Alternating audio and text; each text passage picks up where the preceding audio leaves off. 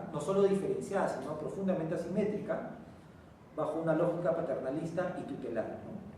El caso peruano fue, en cierta medida, parte de esa forma de interculturalidad asimétrica, y quizás otros países de América Latina.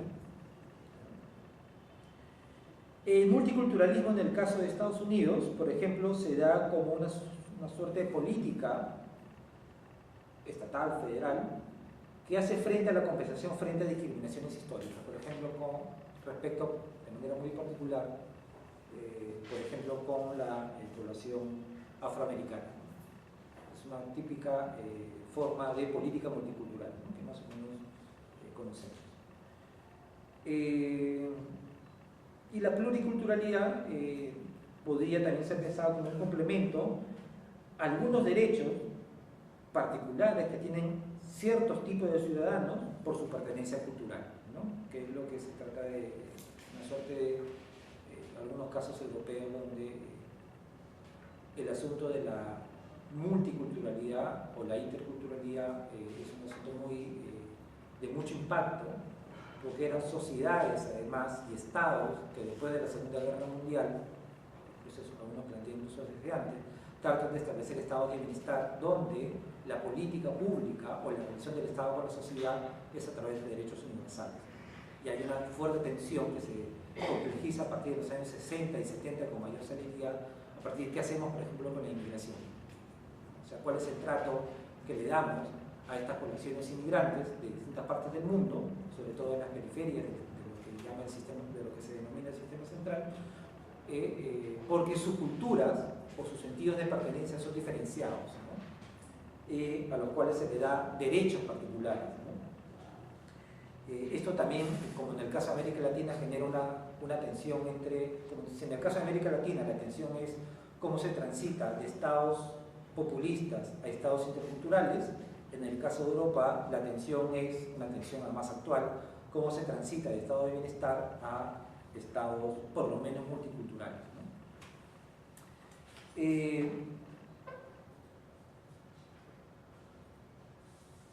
Ahora, ¿cuál es el contexto en el cual uno puede empezar a hablar de interculturalidad o de manera más específica de diversidad cultural, ¿no? A condición de que quizás vuelva a repetir o insistir lo dicho el día de ayer, lo cierto es que estamos en un contexto global donde se valora cada vez más la diversidad en general.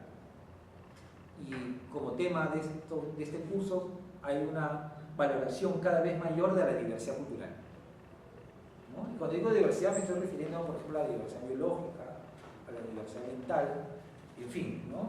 Hay una concepción positiva de las diferencias y que incluso lleva a plantearse que la diversidad es el más importante patrimonio inmaterial del cual disponemos. Este sentido, nosotros creemos que ya es un sentido común instalado, es muy diferente a lo que ocurría hace 20 o 30 años atrás, ¿no? O sea, hay que reconocer el cambio de contexto en el cual se valora de manera positiva este asunto de la diversidad, independientemente de lo que las tendencias que pueden existir acerca de qué se entiende por diversidad cultural. El hecho común es que sí hay una valoración positiva de la diversidad, ¿no? Insisto una vez más, y lo que ha facilitado, para bien o para mal, esta valoración positiva de la diversidad es el mercado de la globalización, ¿no? Ahí podríamos discutir quizás un poquito más adelante qué tan positiva o qué círculo negativo ha provocado, digamos, la mercantilización en la valoración de la diversidad cultural, pero en todo caso es un escenario instalado sobre el cual nosotros estamos ahí ubicados, ¿no? También está la noción de que la diversidad no es meramente un asunto ornamental ni de objetos, ¿no? Por ejemplo, habría que preguntarnos, y aquí los interpelo para que imaginemos nuestra propia diversidad peruana o nuestra propia diversidad cultural en la historia, ni siquiera voy a decir peruana, sino andina, de cómo pobladores de este territorio hicieron frente o qué estrategias asumieron para hacer frente a ciertas adversidades ecológicas, ¿no? ¿Qué estrategias, qué sentidos de cultura, qué sentidos de vida, qué nociones de desarrollo, en última instancia, diseñaron e implementaron para hacer frente a esta diversidad de formas de vida y de producción? Ese es un asunto clave para no quedarnos meramente en el plano de la discusión conceptual, que es muy importante, obviamente, pero también hay que situar estas preguntas y estos problemas en el marco de la propia historia peruana o andina, ¿no?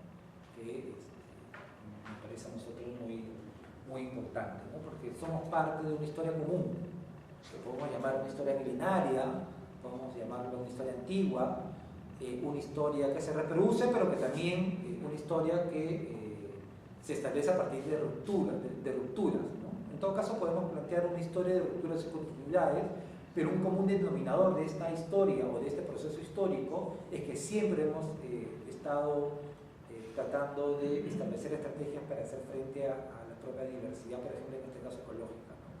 Y ahí la historia peruana nos sirve mucho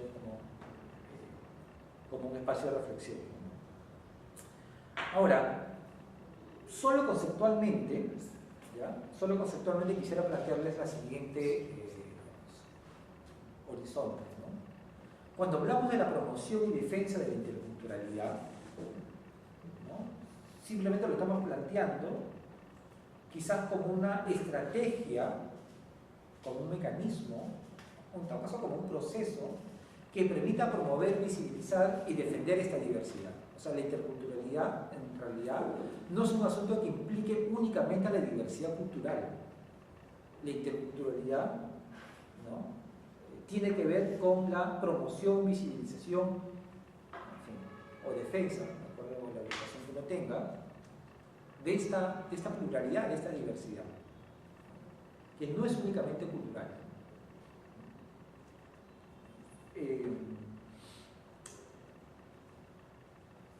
A ver, sigo avanzando.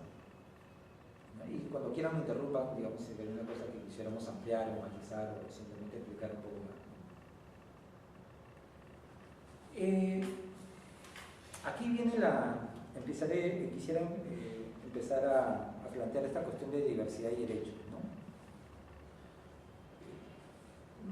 Historiadores, sociólogos, antropólogos, en fin, intelectuales en general, no les falta razón cuando plantean que el siglo XX, el siglo que acaba de... El siglo XX ha sido el siglo de la ampliación de derechos, ¿no? Y, digamos, visto en términos históricos, razón no les falta al plantear este asunto de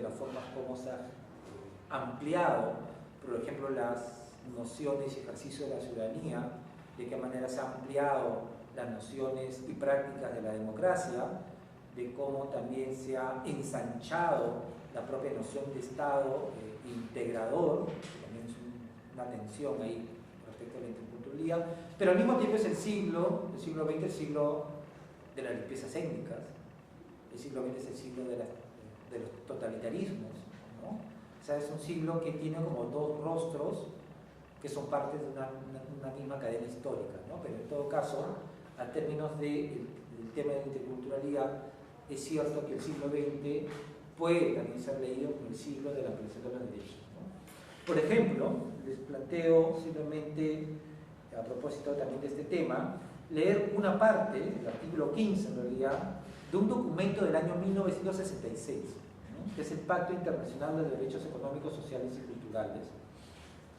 ¿ya?, que tiene como, en realidad creo que toma la fecha, en fin,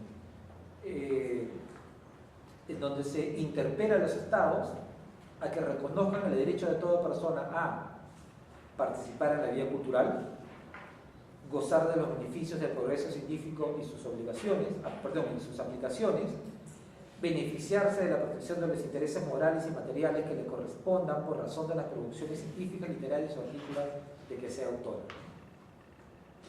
El solo hecho que se reconozca estos derechos permite a los estados, a la sociedad civil, a las organizaciones y también, ¿por qué no?, a los propios individuos no solo diseñar políticas públicas con pertinencia cultural, como se dice ahora, sino también empoderar a las propias organizaciones sociales, a la propia sociedad civil para plantear al Estado, para interpelar al Estado el ensanchamiento de sus propios derechos y el reconocimiento a la propia diferencia y a su diversidad cultural en este caso. ¿Cómo plantear este asunto de la perspectiva histórica del ensanchamiento de derechos en la propia historia y el proceso cultural peruano, ¿no? Yo los quiero plantear para eso también como tres momentos, que son como momentos muy arquetípicos, momentos muy que a condición de ser muy esquemático, simplemente quiero transmitirles una noción básica de momentos históricos culturales en los cuales también podemos pensar la interculturalidad en la historia peruana, ¿no? Un primer momento que podríamos simplemente catalogar de colonial, ¿no? Donde se empieza ya a configurar, digamos, un asunto de los primeros mestizajes, ¿no? Es decir, mestizajes entendidos como simplemente como intercambios culturales, en el marco, obviamente, de intercambios culturales que se dieron en el marco de situaciones de dominación y explotación, ¿no? O sea, el hecho colonial, de hecho, es una situación conflictiva como resultado de una dominación cultural impuesta. O sea, lo que constituyó la sociedad andina, por ejemplo, o la sociedad mesoamericana después del siglo XVI, en realidad está organizado sobre la idea de que fue una imposición de una cultura sobre otra, cuyo resultado podríamos llamar mestizajes, siempre y cuando integremos en esa noción de mestizaje la cuestión de la variable de poder y dominación de una cultura sobre otra.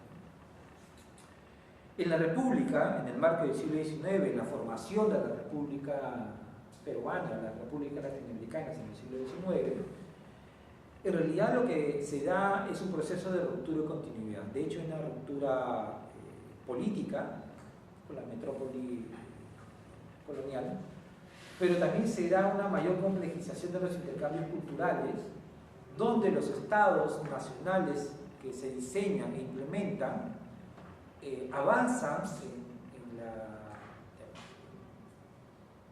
desligarse de la metrópoli colonial, pero reproducen, según todos los historiadores, hay un debate interno entre los historiadores, pero en todo caso reproducen las exclusiones culturales coloniales, ¿no? O en todo caso, esta exclusión cultural, en particular con la población afrodescendiente y con los pueblos indígenas, en todo caso subsisten, aunque bajo un marco político estatal distinto, ¿no? Entonces hay un diagnóstico de continuidad en la exclusión cultural, aunque bajo un escenario y un marco estatal distinto.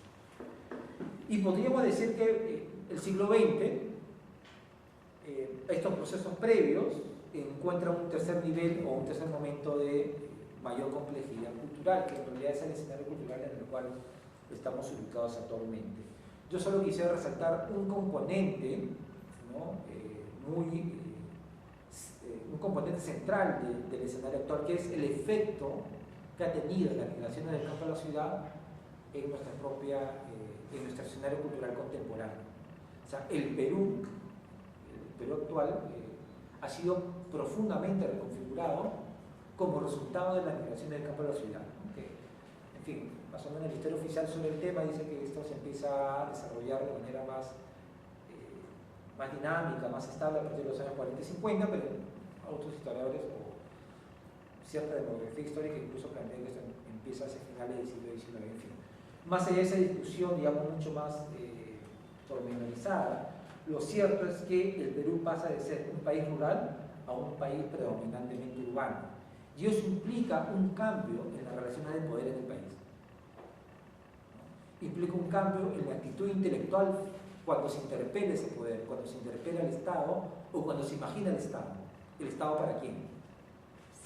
¿No? O se interpela el Estado respecto a qué sujetos. Les planteo solo un ejemplo que a mí me parece como pertinente para entender un poco este tema.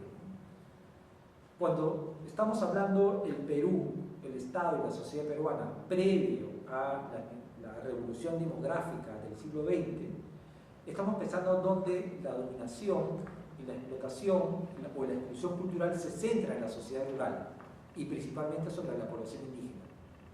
O sea, es el núcleo central sobre el cual se organiza la dominación en el país.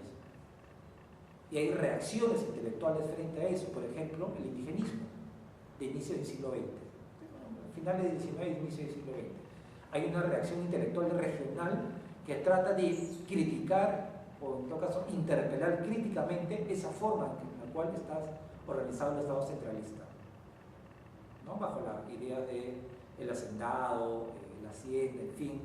Siempre me gusta decir en otros contextos una imagen prototípica de cómo imaginar una relación de dominación o de las relaciones interétnicas en esta forma de Estado y sociedad es, por ejemplo, la forma como nos grafica la discriminación, la discriminación, no sé si llamarlo racial, pero en todo caso la discriminación étnica y la forma violenta, cómo se desarrollan las relaciones interpersonales, por ejemplo, es en el cuento Pacoyuca de Vallejo. ¿No? No sé si se recuerdan el cuento, ¿no? Es un cuento de mucha violencia interpersonal. El marco del cuento es un marco de una sociedad previo a la revolución demográfica y a los cambios culturales que esto trajo. Aun cuando hay que añadir o matizar lo que acabo de